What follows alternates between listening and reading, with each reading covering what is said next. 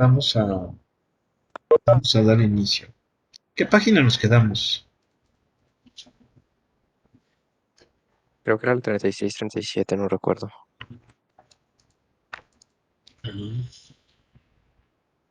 A ver, más abajo. Es que 37. Más o Estábamos en menos el por ahí, profe. estábamos, a ver, acuérdense que hemos estado viendo ecuaciones diferenciales, ¿eh? Incluso ecuaciones diferenciales de segundo orden. Estudienlo bien, por favor, ¿vale? ¿Sí o no? Ok. Sí. ¿Sí? Sí. Miren, ahorita, por ejemplo, vamos a ver otro ejercicio. Miren nomás qué chulada. ¿Sí o no? No digo, miren nomás, miren nomás. Esto es hasta así como que para, casi casi hasta te ponen ahí, mira, te pone esto de aquí, mira, mira, fíjate, mira. Atáscate, ¿sí o no?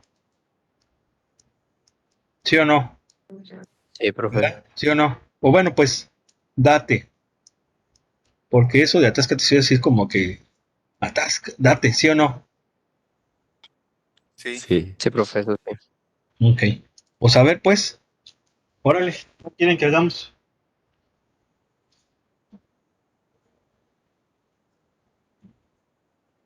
¿Sale? ¿Cuál? ¿Está muy chiquito? A ver, a ver. Bien, esas son incluso demostraciones. Miren. Si quieren hacemos el 60, mira, es la velocidad de escape. Este ejercicio es Sí, muy profe, el interesante. 60 A ver, ¿quién creo. quisiera leerlo, por favor? ¿Quién quisiera leerlo?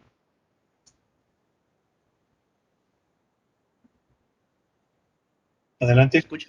La velocidad de escape mínima que se requiere para que un objeto escape de la atracción gravitatoria de la Tierra se obtiene a partir de la solución de la ecuación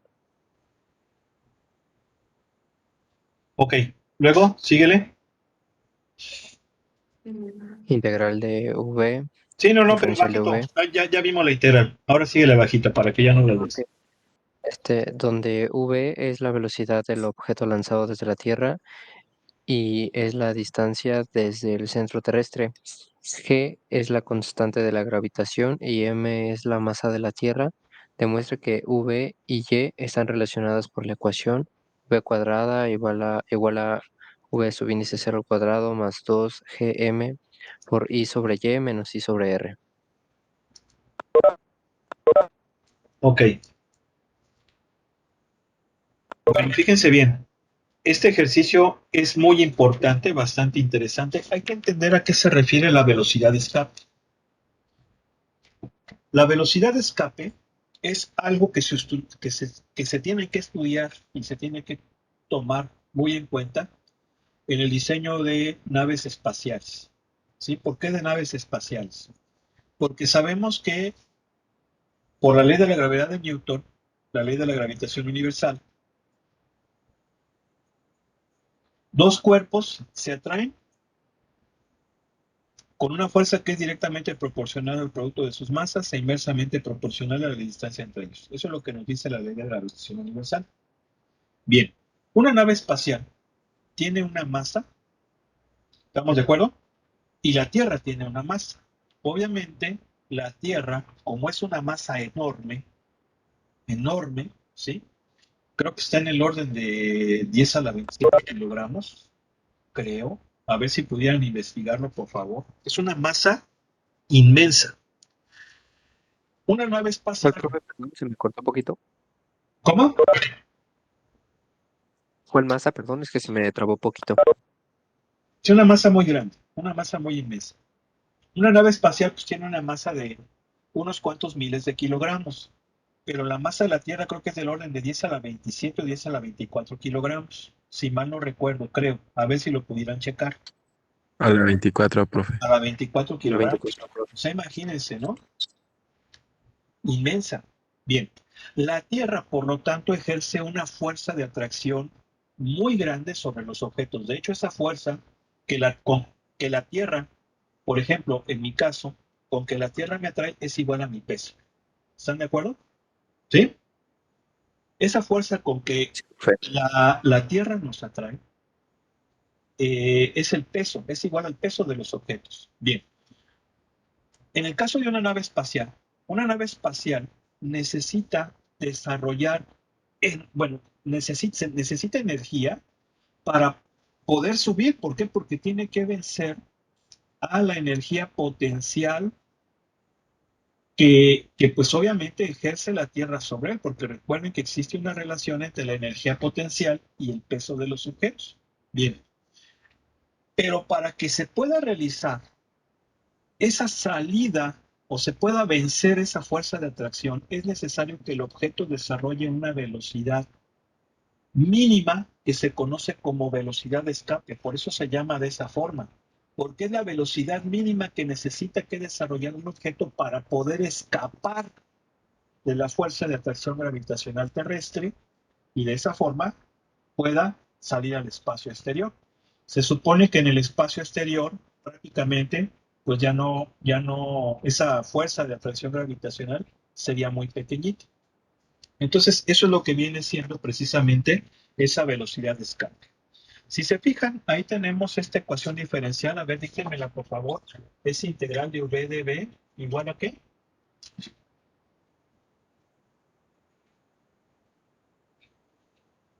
¿No digo? Menos G mayúscula, M mayúscula. Menos g mayúscula por m por M la mayúscula. integral de dy sobre y cuadrado.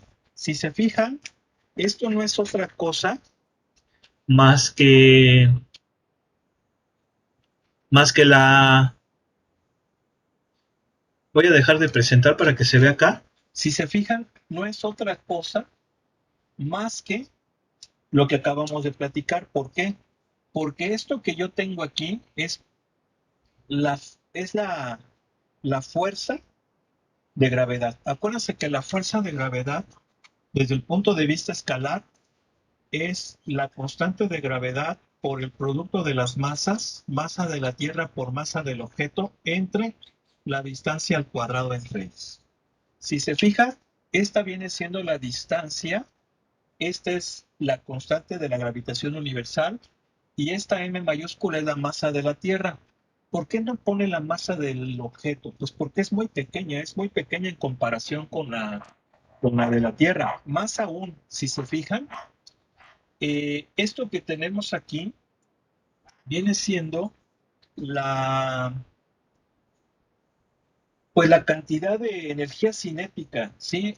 Aunque nada más involucra la velocidad, pero si se fijan, estoy prácticamente sumando. Acuérdense que el significado de las integrales es una suma. Si bien estas integrales eh, son indefinidas, estamos sumando todos esos cambios en la velocidad para igualar la fuerza de atracción gravitacional. Analicen esta integral. Si se fijan que se está sumando prácticamente toda la distancia, supongan que esta es la Tierra, la superficie, Profe, creo que se le está trabando. Sí, solo es a mí. perdón, permítanme tantito. Creo que se trabó un poquito. Sí, profe, lo último.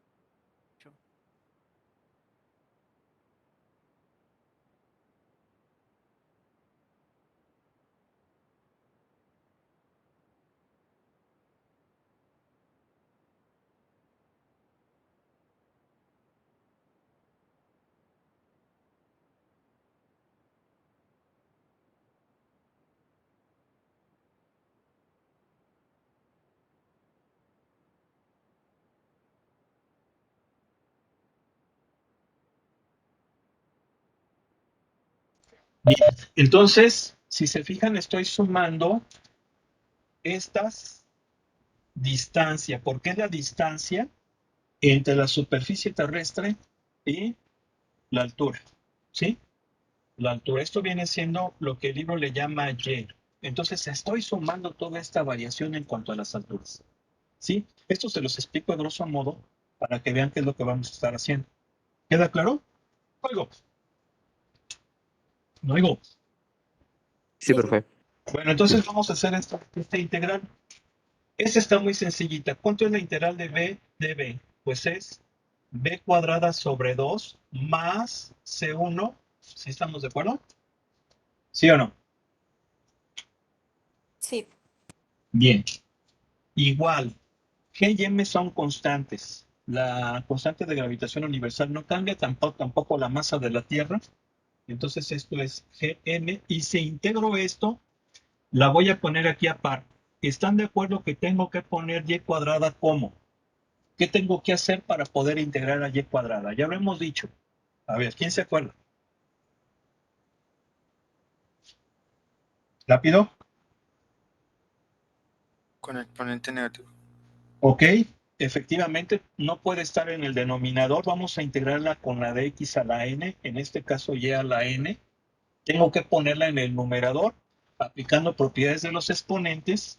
Y eso significa ponerla así, ¿verdad? ¿Sí o no? ¿Sí? Sí, profe. Sí.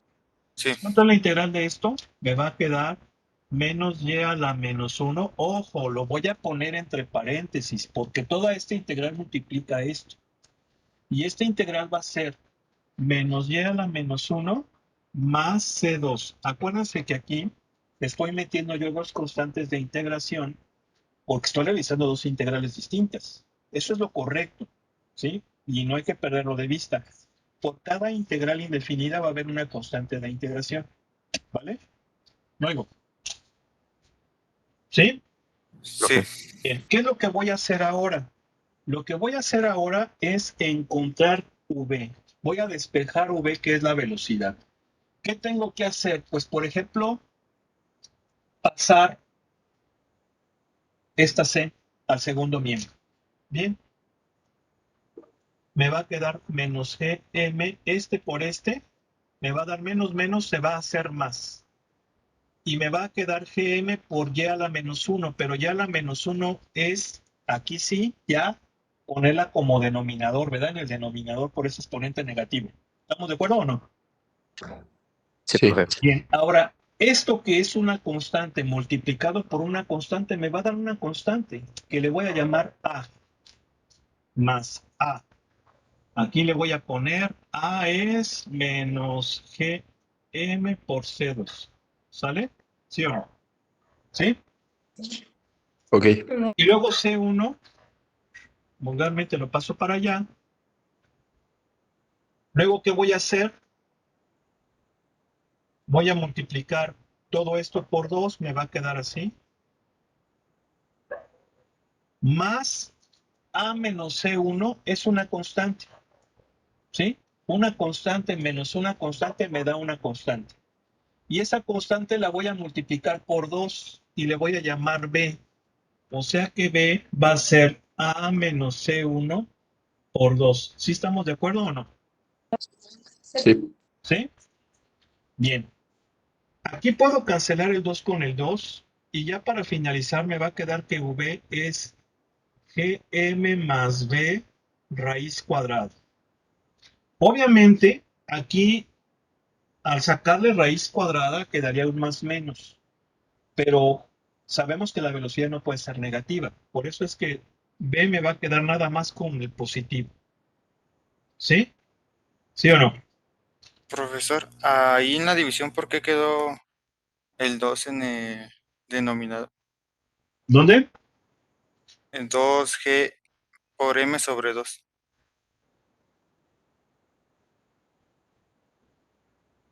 Ah, no, es que, ay, perdón, este es Y, ¿verdad?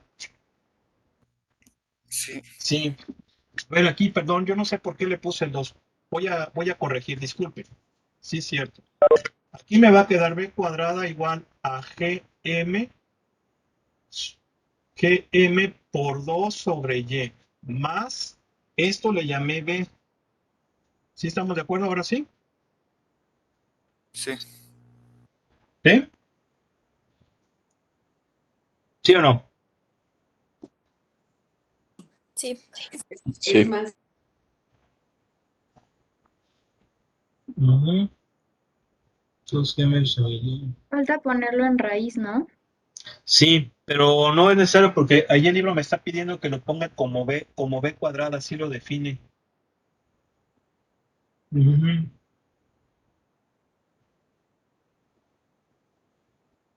Fíjense bien. Ok. A ver, fíjense. El resultado del libro, bueno, esto que está aquí no está mal. Sin embargo, lo voy a explicar para llegar a la respuesta del libro. Porque el libro me dice que es B cuadrada igual a velocidad inicial al cuadrado más 2gm sobre y por 1 sobre y menos 1 sobre r. ¿Sí? Bien.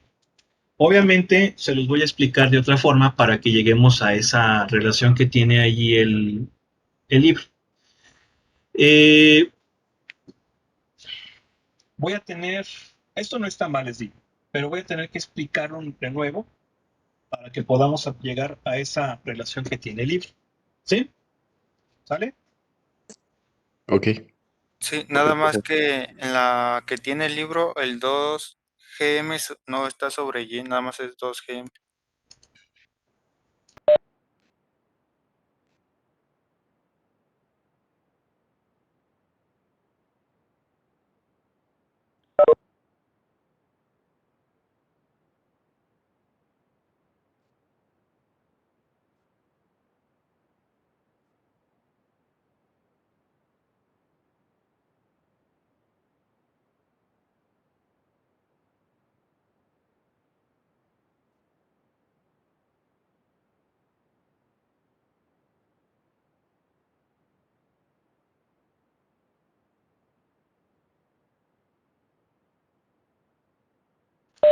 Entonces ahí va, ¿eh?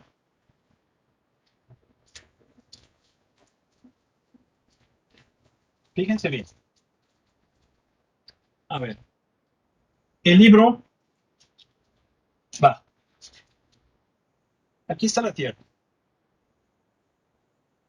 La Tierra tiene un radio que le voy a llamar R mayúscula. ¿Sí? Yo estoy en la superficie, bueno, el cuerpo, el cuerpo que se va a lanzar hacia afuera, por ejemplo, un cohete,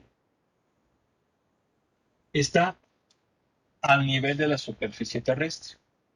Por lo tanto, la altura, acuérdense que la altura la estamos representando como Y, va desde una altura inicial a una altura que le voy a llamar, en este caso, pues viene, a ver, déjenme darles de entrada a estos que están acá afuera.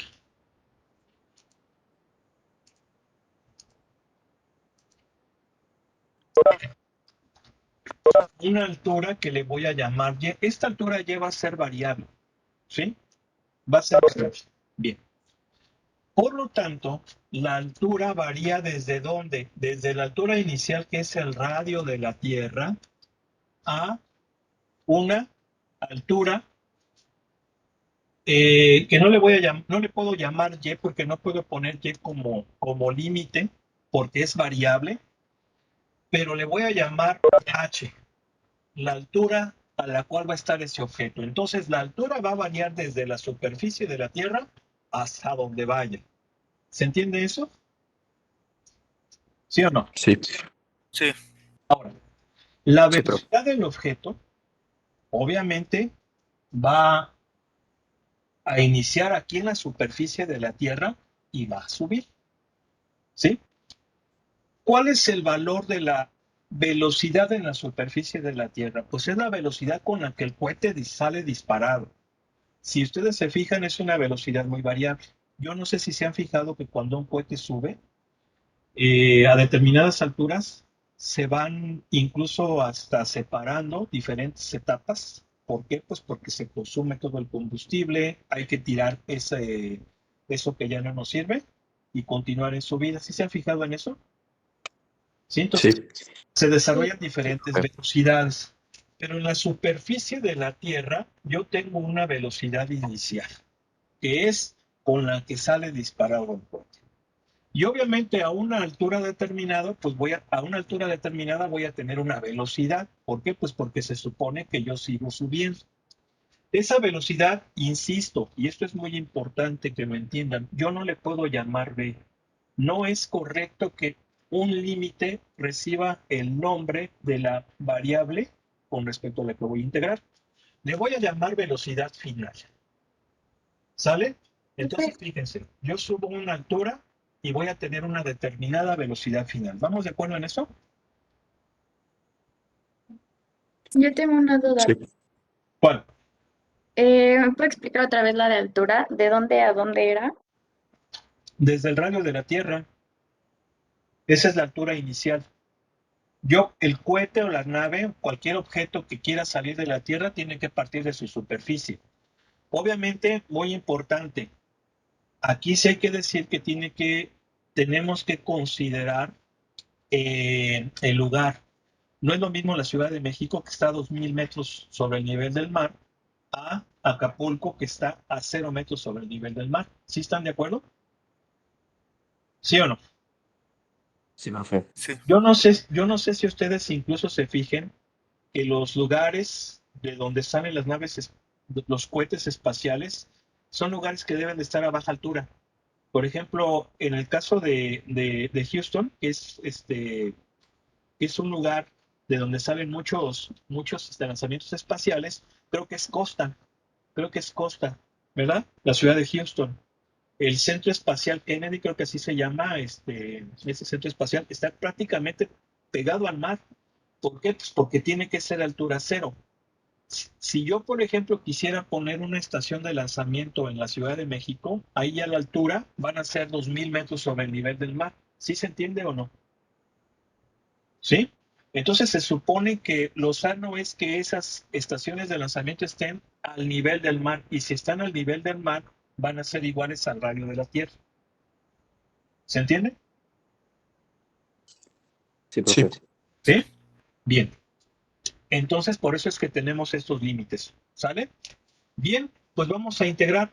¿Quién es la integral de b de b? Pues es b cuadrada sobre 2. ¿De dónde a dónde? De velocidad inicial a velocidad final. ¿Sí estamos de acuerdo? Aquí ya no voy a meter constantes de integración porque ya estoy poniendo las integrales en forma definida. ¿Están de acuerdo? ¿Se acuerdan que eso ya lo vimos, no? Sí. ¿Sí se acuerdan? Que vimos las integrales definidas. Pero nada más que las vimos con las sumas de Riemann, ¿verdad? No las hemos visto así con la antiderivada, con el teorema fundamental del cálculo, ¿verdad? No las hemos visto así. No, profe. Así No, no. todavía La no. vimos Bueno, con me voy a teorema. tener que adelantar, porque el ejercicio así lo pone el libro. Ahora sí que, I'm sorry, no es culpa mía. El libro lo puso, decidimos hacer eso y tenemos que acabar. Pero nos va a servir para entender lo que viene. De hecho, eso creo que sí lo vieron en la prepa, ¿no? ¿Sí o no? ¿Sí?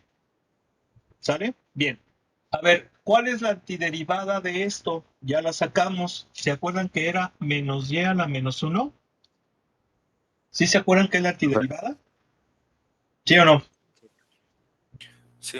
¿De dónde a dónde? Desde R hasta H. Bien, ¿qué voy a hacer ahora? Fíjense. El teorema fundamental del cálculo es evaluar la antiderivada. Acuérdense que esta es la antiderivada en los límites superior menos la antiderivada evaluada en el límite inferior. Si yo lo evalúo en el límite superior, me va a quedar así.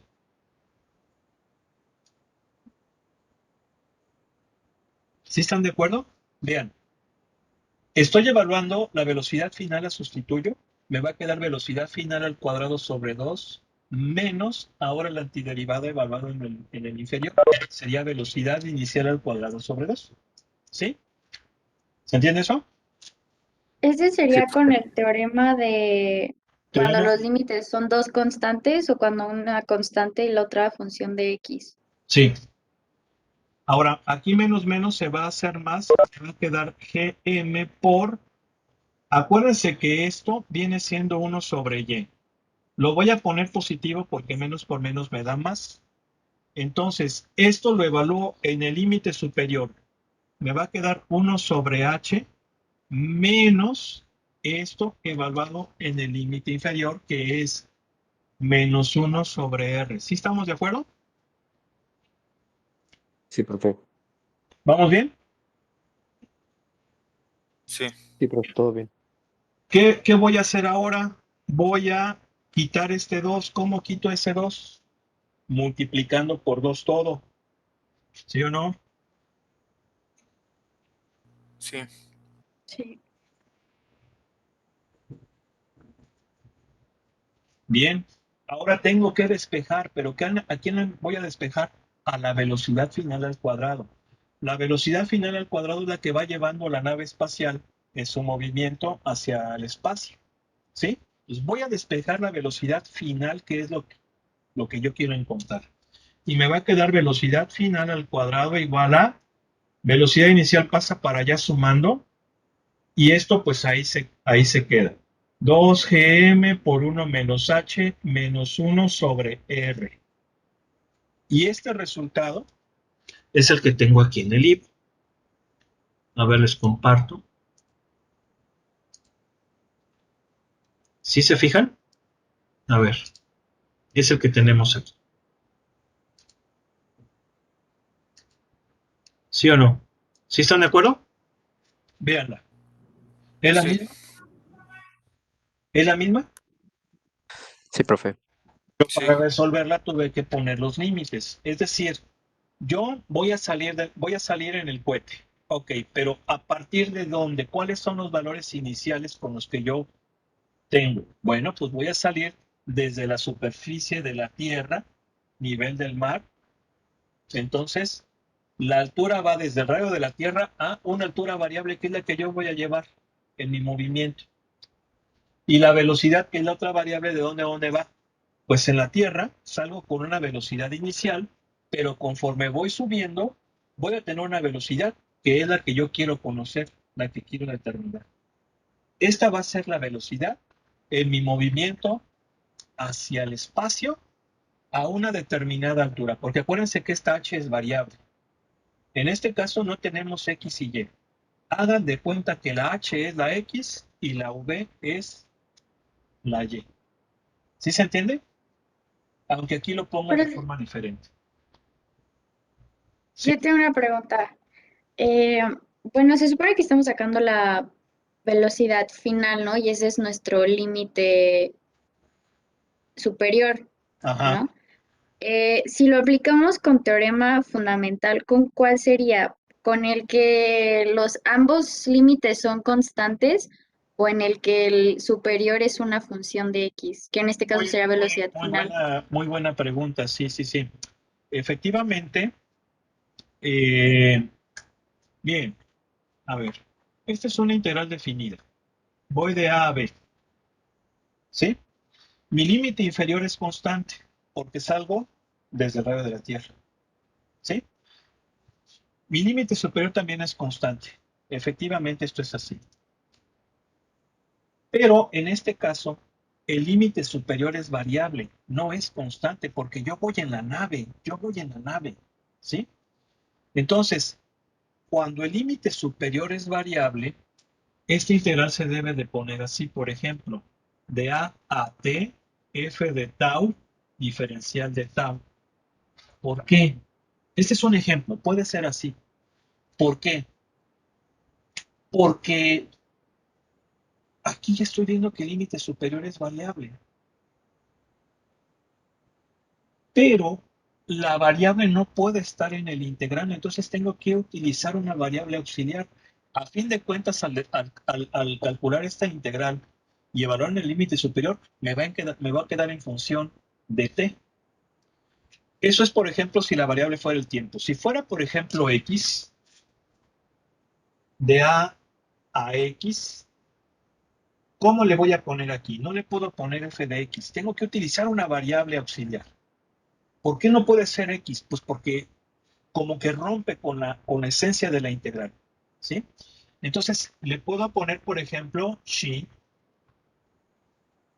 f de xi diferencial de xi, o de xi, ¿sí? Entonces, Aquí por eso, si se fijan, yo no le puse v, le puse velocidad final. ¿Para qué? Pues para que pudiéramos cumplir con esto. La velocidad final efectivamente va a ser variable, no va a ser constante. Sí sería constante en el momento en que sale de la atmósfera. Ya una vez saliendo de la atmósfera, ya prácticamente ya estoy fuera de la Tierra. Y una vez fuera de la Tierra, pensaríamos que ya la fuerza de atracción de la Tierra ya no, ya es muy pequeña, sumamente pequeña. Ya no me va a traer. Pero si yo, por ejemplo, empiezo a caer, ¿qué pasa? Entonces ya me va a empezar la fuerza de gravedad me va a empezar a jalar, ¿sí? Es la velocidad mínima, mínima, por eso es la mínima que necesito yo para salir a la atmósfera. De otro modo, si yo no salgo de la atmósfera o de esas capas que tiene la Tierra, me va a jalar, voy a caer. Entonces esta viene siendo la velocidad con la cual puedo yo salir. Y entonces ya salgo al espacio. Y si bien va a haber todavía una gravedad, esa gravedad va a ser muy pequeñita. Y la puedo contrarrestar, por ejemplo, con algún propulsor. De hecho, si se fijan que las naves espaciales tienen que tener sistemas propulsores. ¿Sí o no? ¿Se entiende? Sí, profe. Ok, pues bueno, vamos a hacer otro ejercicio. Voy a proyectar entonces el libro nuevamente. ¿Sí le entendieron o no? Sí, profe, sí. Sí. Bien, pues vamos a pasar a lo siguiente. Teorema fundamental del cálculo. Discúlpenme, pero es que tuve que aplicar ese teorema aquí para responderles el ejercicio. A veces pasa así con los libros, pero bueno. Miren, este teorema es uno de los principales de la matemática, ¿sí? ¿Quién quisiera ayudarnos a leer, por favor, este párrafo? Adelante. Yo, profe. Sí. El teorema fundamental del cálculo. Ha visto ya dos de las principales ramas del cálculo: el cálculo diferencial, presentado con el problema de la recta tangente, y el cálculo integral, presentado con el problema del área. Hasta aquí podría parecer que estos dos problemas no se relacionan, aunque tienen una conexión muy estrecha. La conexión fue descubierta de forma independiente por Isaac Newton y Gottfried Leibniz y está enunciada en un teorema que recibe el nombre del teorema fundamental del cálculo. De manera informal, el teorema establece que la derivación y la integración definida son operaciones inversas, en el mismo sentido que lo son la división y la multiplicación. Para saber cómo Newton y Leibniz habrían pronosticado esta relación, considere las aproximaciones que se muestran en la figura 1.27. La pendiente de la recta tangente se definió utilizando el cociente delta y sobre delta x, la pendiente de la recta secante. De manera similar, el área de la región bajo una curva se definió utilizando el producto delta y por el delta x, el área de un rectángulo. Por lo tanto, al menos en una etapa de aproximación primitiva, las operaciones de derivación y de integración definida parecen tener una relación inversa, en el mismo sentido en el que son operaciones inversas la división y la multiplicación. El teorema fundamental del cálculo establece que los procesos de límite utilizados para definir la derivada y la integral definida preservan esta relación inversa. Ok.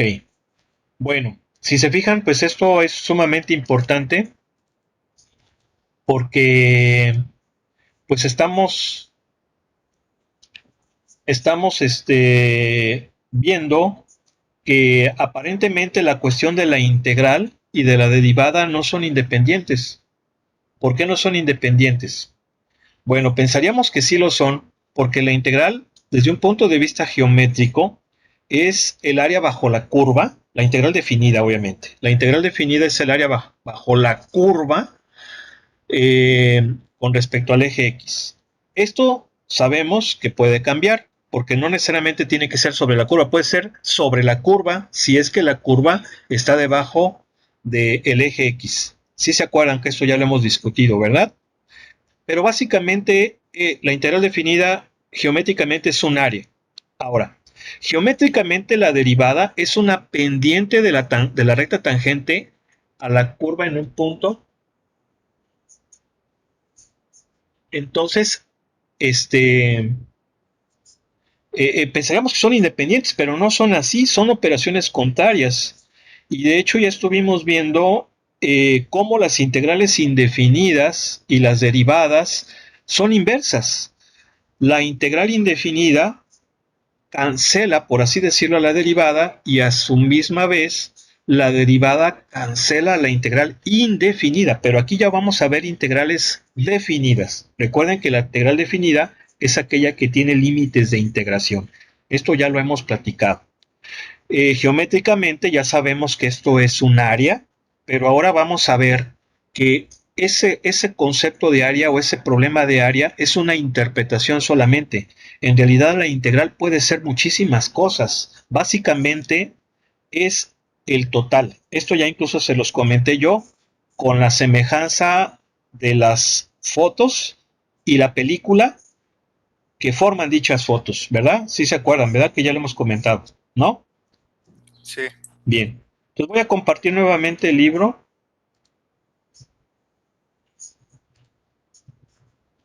Miren, aquí por ejemplo tenemos la cuestión del área, perdón, de la derivada y la integración. ¿Sí? Aquí podemos ver, por ejemplo, que tienen una relación inversa, ¿verdad? ¿Por qué? Pues porque si bien la pendiente la relacionamos como una tasa de cambio, la tasa de cambio de el cambio de la variable independiente entre el cambio de la variable el cambio de la variable dependiente con respecto al cambio de la variable independiente, vamos a tener esta recta secante, ¿sí? Acuérdense, delta y sobre delta x es la pendiente de la recta secante.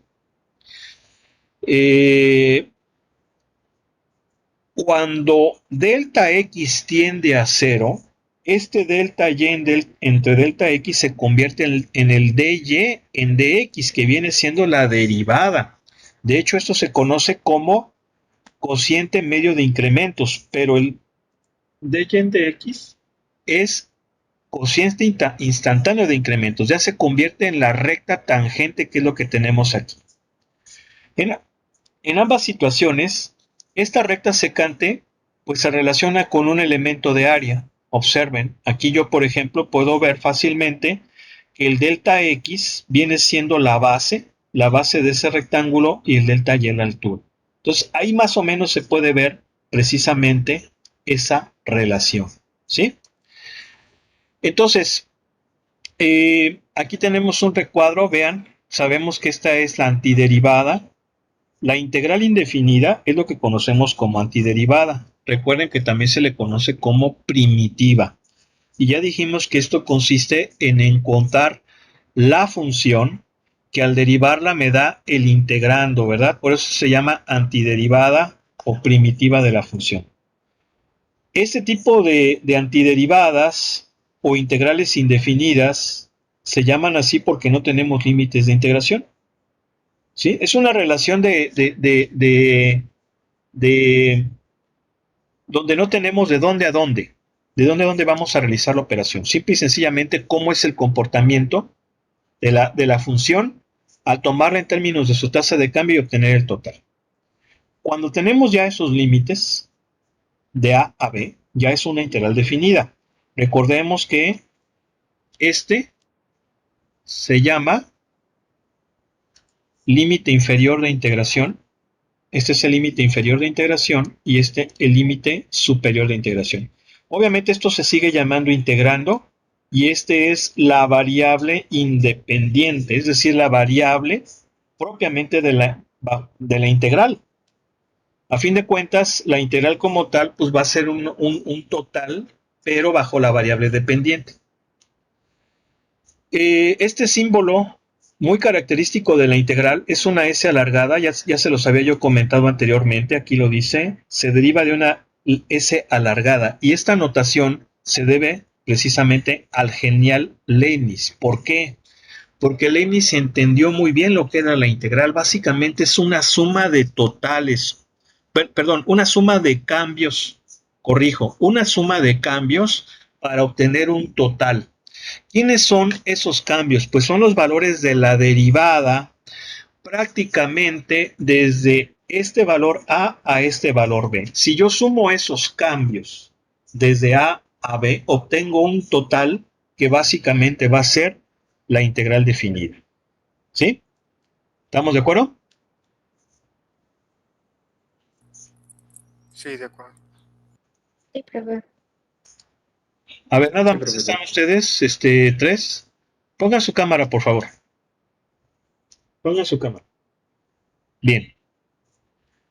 Vamos a ver ahora el teorema fundamental del cálculo. El teorema fundamental del cálculo básicamente lo vamos a utilizar para evaluar integrales definidas. Vamos a ver que hay dos versiones del teorema fundamental del cálculo. Este es uno de ellos. Nos dice, si una función f de x es continua en el intervalo cerrado de a a b y f es una antiderivada de f en dicho intervalo, entonces la integral definida de a a b de f de x es la antiderivada de la función evaluada en el límite superior menos la antiderivada de la función evaluada en el límite inferior. Si se fijan, esto fue lo que aplicamos al resolver este ejercicio de realizar. ¿Sí están de acuerdo? ¿Sí o no? Sí, profe. Sí. Anteriormente ya habíamos resuelto integrales indefinidas. Anteriormente ya habíamos evaluado estas integrales. Pero ¿cómo lo hicimos? Lo hicimos con sumas de Riemann. ¿Están de acuerdo? Ahora, las sumas de Riemann, recuerden que para realizarlas nos basábamos en las sumatorias infinitas, pero esas sumatorias infinitas solamente existían para 1, para n, bueno, corrijo, 1 para i cuadrada y cúbica. Fueron las que vimos. Seguramente también existe para i cuarta, para i quinta, etcétera, pero ya serían fórmulas sumamente laboriosas, vamos, ya serían cálculos muy laboriosos, y aparte de que sean muy laboriosos, si se fijan, esas sumas de Riemann las aplicábamos cuando integrábamos funciones polinomiales.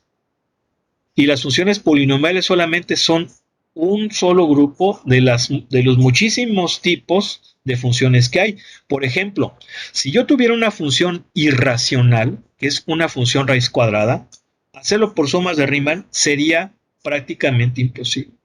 Tendría que utilizar técnicas matemáticas de sustitución muy avanzadas, ¿sí? Pero no podría hacerlo así bonito como lo hicimos nosotros en los ejercicios. La cuestión se complica si son, por ejemplo, funciones trigonométricas o funciones exponenciales, logarítmicas. Ya prácticamente no tenemos esas sumatorias infinitas que podamos usar. Lo que hay que decir es que esas sumas de Riemann infinitas solamente fueron una especie de herramienta didáctica para entender lo que es la integral. La suma de las áreas de esos rectángulos, que cuando el número de ellos tiende a infinito, se convierten en líneas rectas que me van a barrer totalmente el área que define dicha integral definida. ¿Sí queda claro o no? Sí, profesor. Por lo tanto, este teorema es sumamente poderoso porque sí me va a permitir evaluar esta integral que viene siendo geométricamente un área, pero ahora sí cuando el integrando es cualquier función. Lo habíamos hecho para integrales con polinomiales sencillitas, nada más llegamos hasta la de tercer grado. ¿Sí? Entonces aquí ya esto me va a dar un poder para poderlo hacer con muchas funciones. Bien, aquí por ejemplo viene la demostración de este teorema. Fíjense, una clave de la demostración consiste en escribir la diferencia de la antiderivada evaluada en el límite superior menos la antiderivada en el límite inferior en el intervalo de integración. Acuérdense que AB, esto de aquí,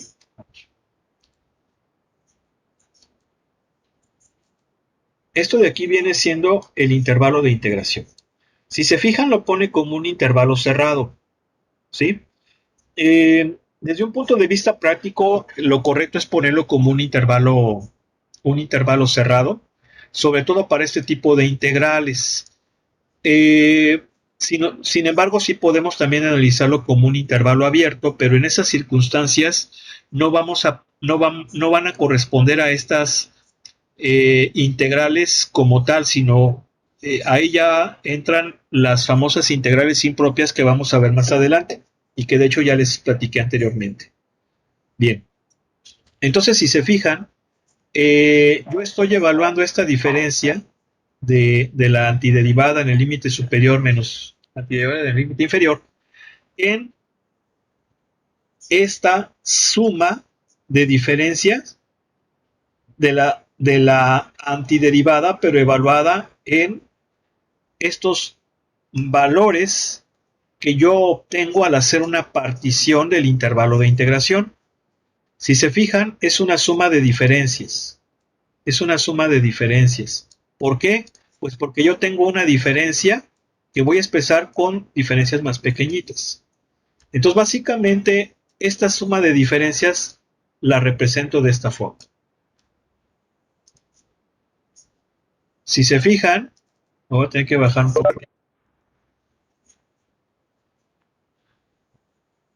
Dice, esta importante ecuación dice que al aplicar repetitivamente el teorema del valor medio, siempre se puede encontrar una colección de CIs tal que la constante f de A menos f de B es una suma de Riemann de f en A para cualquier partición. El teorema 1.3 garantiza el límite de sumas de Riemann sobre las particiones con el hecho de que el ancho de la partición tienda a 0 existe. Así, al tomar el límite cuando el ancho de la partición tiende a 0, se produce que esta diferencia es la suma. Acuérdense que esta S alargada, que es el símbolo característico de la integral, es una suma de estas diferencias. Entonces, por eso es que esta de aquí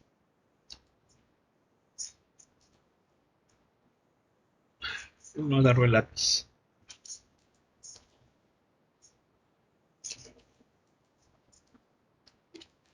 ¿Por qué no lo quiere agarrar? Esta viene siendo esto. ¿Cuándo qué? Cuando el ancho de estas particiones o de esos intervalos tiende a 0, ¿sí? Ahora aquí nos habla acerca del teorema del valor medio. El teorema del valor medio ya lo explicamos. El valor medio, de hecho, se analizó la sección anterior. Ese teorema, si se acuerdan, lo voy a poner. Creo que ese no lo he explicado, profe. ¿Dónde? Creo que ese no lo ha explicado, creo. Sí, no, acá está. Lo vimos en las anteriores unidades, miren, es este.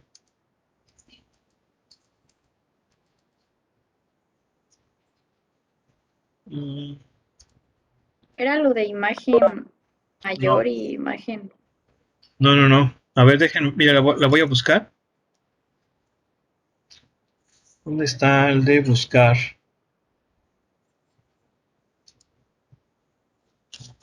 A ver. Valor medio. Aquí está el teorema del valor medio. Es este. A ver, ¿dónde está? Está en la representación de las antiderivadas. No, ¿verdad?